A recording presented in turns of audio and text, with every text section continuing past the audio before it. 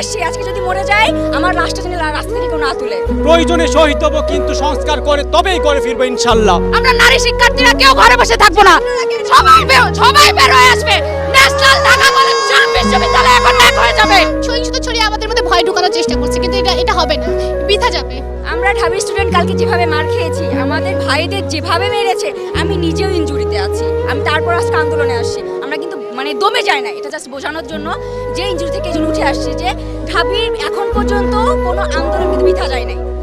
এখন পর্যন্ত বাবাকে বলে আসছি, আজকে যদি মরে যাই আমার লাশটা যেন রাস্তা থেকে কেউ না তুলে। আমার ছাত্রদল যখন বিজয় উল্লাস নিয়ে বের হবে, আমাকেও তখন একটা বিজয় ঘোষণা করে আমার লাশটা তারা দাফন করে।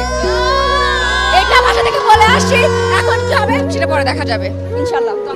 নারী শিক্ষার্থীদের গায়ে হামলা করে ছাত্রলীগ সবচেয়ে নিম্নমানের কাজ করছে, কোনোদিন এমন তো করে নাই। পাকিস্তানি আমলে আমলাতন্ত্র নারী শিক্ষার্থীদের উপর এরকম হামলা করে না। আমরা শুরু থেকেই বলে আসছি এটা একটা অরাজনৈতিক আন্দোলন এবং এই আন্দোলন যৌক্তিক শিক্ষার্থীদের আন্দোলন। এই আন্দোলনে দেশে আপামর জনসাধারণের একটা ভূমিকা আছে এবং সমর্থন আছে, যেটা আমরা সবসময় পেয়েছি। আমরা যদিও বলেছি এটা একটা অরাজনৈতিক আন্দোলন, কিন্তু আপনারা কালকে দেখেছেন আমাদের কোনোই ইচ্ছা ছিল না মারামারি করার। একটা নির্দিষ্ট গোষ্ঠী, একটা নির্দিষ্ট দল, আমাদের নাম বলতে অসুবিধা নেই, সেটা ছাত্রলীগ, তারা এই আন্দোলনকে পরিকল্পিতভাবে রাজনৈতিক বানিয়েছে। এবং আপনারা যদি দেখেন, গত পরশু মাননীয় প্রধানমন্ত্রী বলেছেন যে তিনি ঢাকা বিশ্ববিদ্যালয়ে এই লাঠি কিংবা ইটপাটকেলের বৃষ্টি, বন্দুকের ঝনঝনানি বাদ দিয়ে কলম তুলে দিয়েছেন, খাতা তুলে দিয়েছেন। একদিন পরে কিন্তু ছাত্রলীগ তাদের হাতে খাতা কলমগুলো দেখিয়ে দিয়েছে। এবং তাদের হাতে খাতা কলমগুলো কী ছিল? তাদের হাতে খাতা কলম ছিল হকি স্টিক, তারা নিয়ে এসেছিল রড, লোহা ইত্যাদি।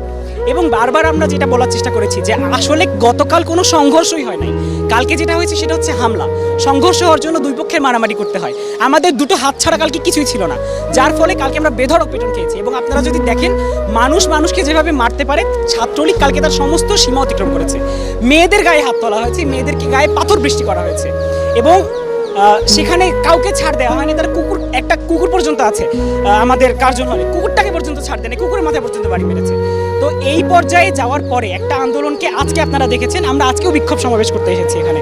আমাদের আসলে অস্ত্রের সাথে কোনো পরিচয় নাই, অস্ত্রের কোনো ট্রেনিং নাই তাদের মতো। তারা শুরু থেকে অস্ত্রের সাথে পরিচিত, তারা নিয়মিত ট্রেনিং প্রাপ্ত। এবং আজকে তারা কি করেছে, আজকে আমরা আসার সময় দেখলাম তারা বিভিন্ন স্থান থেকে টোকাই ভাড়া করেছে।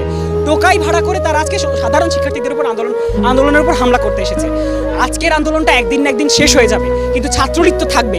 এর পরবর্তীতে কোনো আন্দোলনে, কোনো পরিপ্রেক্ষিতে যদি তারা বলে তারা সাধারণ ছাত্রদের জন্য কাজ করে, তাদের ইতিহাস ছাত্রদের ইতিহাস, তাহলে তাদের দ্বিতীয়বার করে ভাবা উচিত যে তারা ছাত্রদের উপরেই বারবার হামলা করে এসেছে। আমি 18তে আহত হয়েছিলাম, কিন্তু 24-এ আন্দোলনটা করতে হবে এবং আমার 5টা বাইকে শহীদ হইতে হবে, তারপর আমি ঘরে ফিরে যাব। এটা হতে পারে না। আমরা সুনিশ্চিতভাবে ওনাকে বলে দিচ্ছি, সুনির্দিষ্টভাবে বলে দিচ্ছি আমাদের দাবিটা যৌক্তিক, আমরা সংস্কার চাই। আমরা বাতিলের কথা কখনো বলেছিলাম না।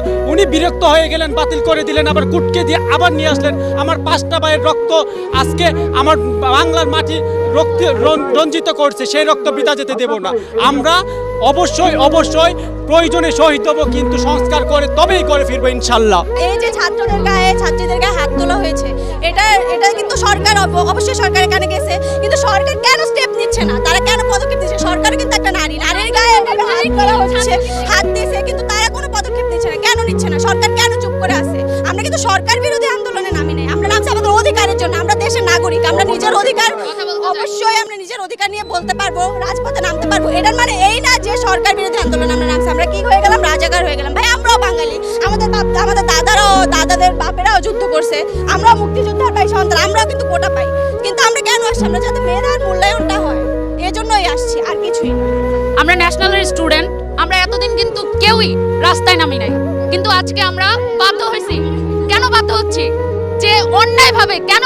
যেহেতু হলে মেয়েরাও সেফ না, ছেলেরাও সেফ না। এটা কি অন্যায় হচ্ছে? কোটার দাবি না মানতে পারতেন, আপনি একটা যৌক্তিক সমাধান দিতেন, কিন্তু কোনো সমাধান না দিয়ে এটা কোনো হামলা, এটা মানুষের উপর মেনে নেওয়া যায় না। আমরা নারী শিক্ষার্থীরা কেউ ঘরে বসে থাকবো না, সবাই বের হয়ে আসবে।